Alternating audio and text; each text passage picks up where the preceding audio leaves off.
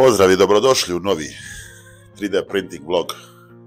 3D printing vloga nije bilo odavno, tako da sam za ovaj put odlučio nešto interesantno da printamo, a to je neki SEF, pa da vidimo da li to radi, da li ću uspjeti biti napraviti da to funkcionira i kako će to izgledati na kraju. Pa ostanite uz video.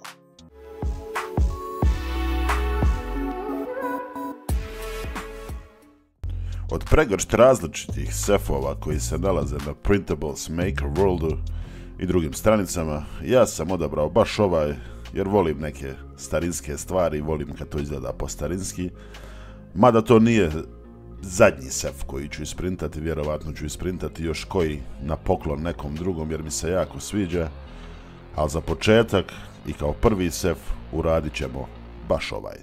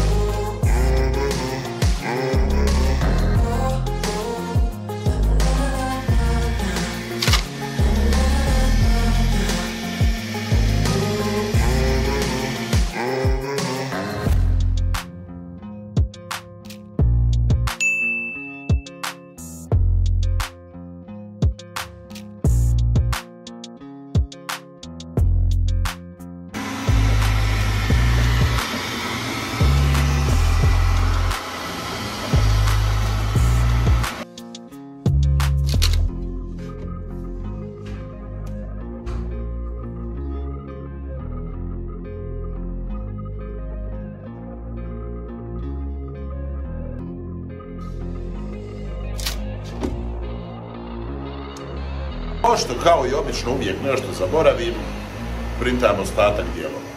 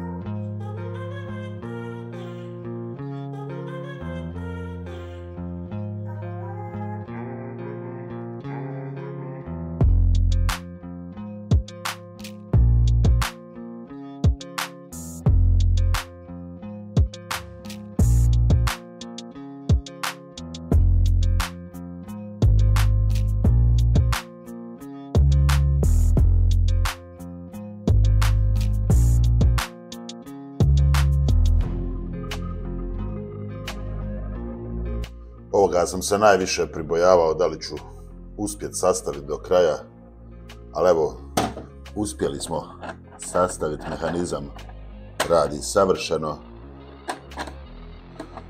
Zatvara se, šifru sam stavio 415, ako promijenim na, ne znam, 454, više ne radi. Ako vratim na 415, samo trenutak, nezgodno mi je s jednom rukom, samo trenutak, sad bi trebalo da se otvori. Dakle, potpuno funkcionalan SEF. Čak bi sljedeći put napravio malo veći, jer ovaj mi može služiti kao kasa, da štedim sitne pare, da mogu popraviti ovo govno vamo. Ali sve u svemu, jako mi se sviđa ovaj projekt. I, dragi, to bi bilo sve za ovaj video. Nadam se da ste uživali. Ostavite u komentarima šta mislite o ovim stvarima što printam i šta bi moglo sljedeće printati, da li možda još neki drugačiji SEF sa nekim drugačijim mehanizmom, ili da printamo neki drugi bonzai, ili pak želite da radimo nešto u vezi 3D printera.